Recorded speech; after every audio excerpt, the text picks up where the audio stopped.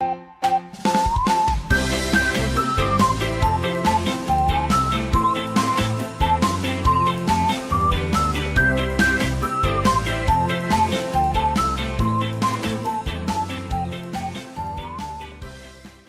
there guys, Nintendo Fanatic here, and I'm bringing you a brand new deck profile.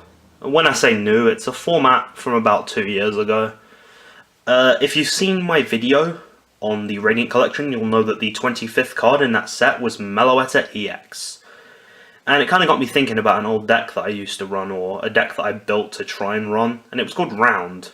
I've updated the deck since then, but I thought I'd show you it was the first deck that I actually officially built and actually tried to use to very little success, but it was fun nonetheless. So without further ado, let's get into it. To start with, we have a 4-4 lineup of 4 Tympole, 4 Palpitoad, and 4 Seismitoad. Seismitoad is your main attacker with the attacks Round and Hyper Voice. You are predominantly using it for its Round attack, which is why the deck is called Round. The whole point of the deck is you run Pokemon with the attack Round, because for 2 energy, or a double colorless energy, it does 30 damage times the number of Pokemon you have with the Round attack. This is perfect for the Seismitoad lineup because you run 4 Seismitoad, 4 Palpitoad, and 4 Meloetta, which you're about to see.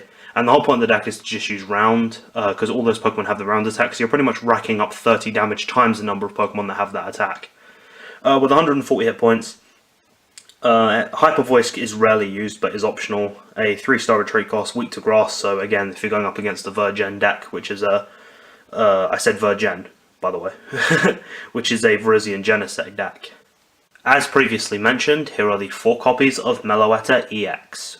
2 regular copies and 2 full arts. I would prefer to get another 2 full arts if I can.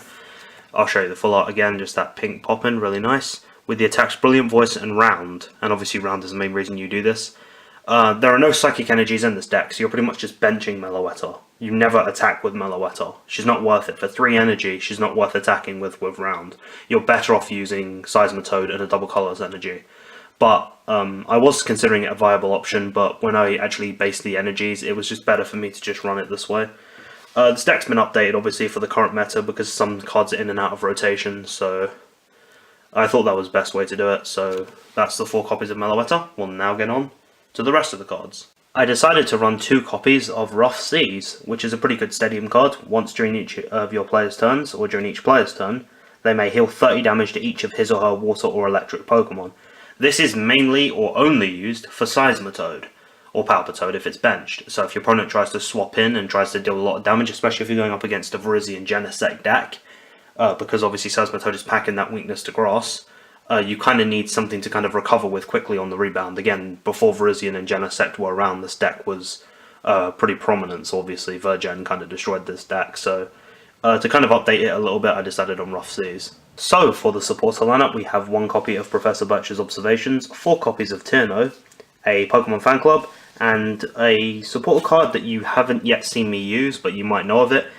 3 copies of Bianca, which lets you draw until you have 6 cards in your hand. A simple draw card, along with Tierno. You draw 3, Bianca lets you draw 6. When Round was a prominent deck, you didn't really run as many supporters, because obviously for different rotations you had Professor Oak's New Theory, maybe the odd Juniper and N, possibly. But at the time you didn't really have these in rotation, these cards. So to update, I did decide on a Birch's Observation because of its draw power Chancery, and some other stuff to kind of get you that kind of draw that you might need, along with Fan Club to let you search out basic Pokemon, and 3 Bianca for draw power as well. As you might be familiar with, when it comes to certain decks, they're quite item heavy. This deck has 16 Pokemon in it and not a lot of supporters in comparison to other decks I've built or have shown. So again, this deck runs quite the heavy lineup of items, so I'm just going to go through it like a list like I did last time. So we start off with 2 copies of Ultra Ball. I've explained this before, but just as a kind of summate, just to reiterate, it's you discard 2 cards from your hand. If you can't discard 2, you can't play it. You search your deck for a Pokemon, reveal it, put it in your hand, shuffle your deck afterwards. This is mainly and pretty much only used to search out Meloetta EX so that you have something to bench. Pretty standard basic. With only 110 hit points, it's not going to last too long, but you try and do the best you can. An updated card I thought I'd add to the deck, 3 copies of Dive Ball. I don't know if you've seen Dive Ball yet. If you saw my Primal Clash booster box opening, you'll know I pulled 2 of these and a gold rare version. I'm just running the triple three. Triple three, that doesn't even make sense. You can't have a triple three. If you have a triple three, that's 9. That's preposterous. So, you search your deck for a water Pokemon, reveal it, put it in your hand, shuffle your deck afterwards. This is to search out either Seismitoad, maybe Palpitoad, and possibly Tympole if you really need to draw into it. So that's pretty much what you have that for. 4 copies of Acrobike, pretty much to quick draw. You look at the top 2 cards, put one in your hand, discard the other. Not really need to be much said there. 2 copies of Evosoda, which was around in rotation when this deck was around, I think, or was this from X and Y? This might have just recently been introduced. It's pretty much a slightly modded version. I couldn't find my rare candies, so I decided to use Evosoda. You search your deck for a card that evolves from one of your Pokemon and put it onto that Pokemon. So this is pretty much evolving Palpitoad into Seismitoad, or if you're a bit earlier than that, you know, Palpitoad from Tympole. So you're kind of just getting the evolutionary up there. That's pretty much what it's useful for. Pretty limited uses, but a use nonetheless. Less.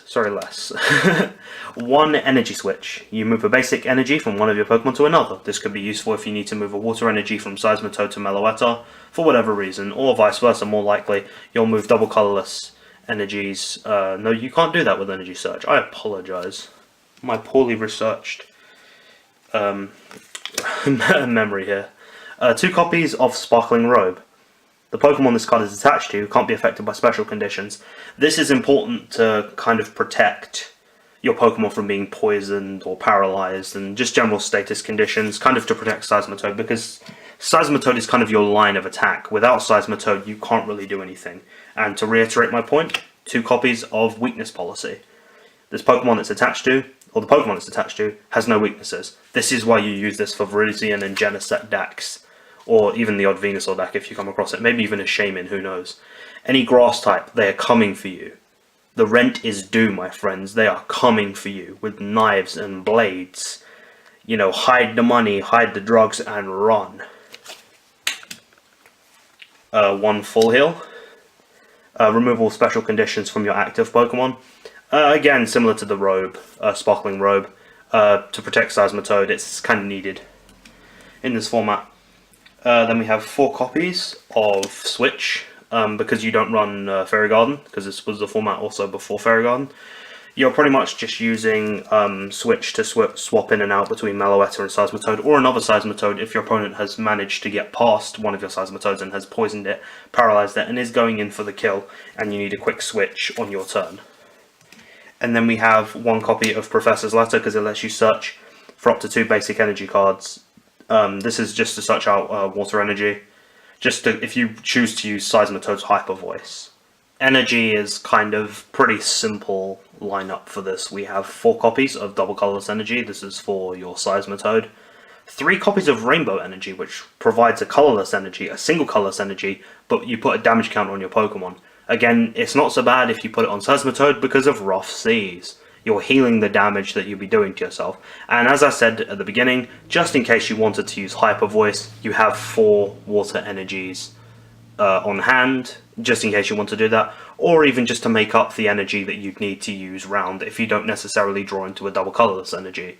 With only a limited amount of energies, with only 11 energies, it could happen. So guys, that was the round deck, pretty much focusing on Seismitoad and Meloetta EXing there. If you can bench quite a couple, you can do 120, maybe even 160 damage, 150 damage, whatever. My math is off, as you can tell. Hyper Voice is optional, but you're pretty much focusing on round. I mean, 120 damage, even 2 years ago in its heyday, when this deck was, a prominent deck, a trailblazer of its time. It did pretty well. But that's going to do it for now. I've been Nintendo Fanatic, and I will see you guys in the next video.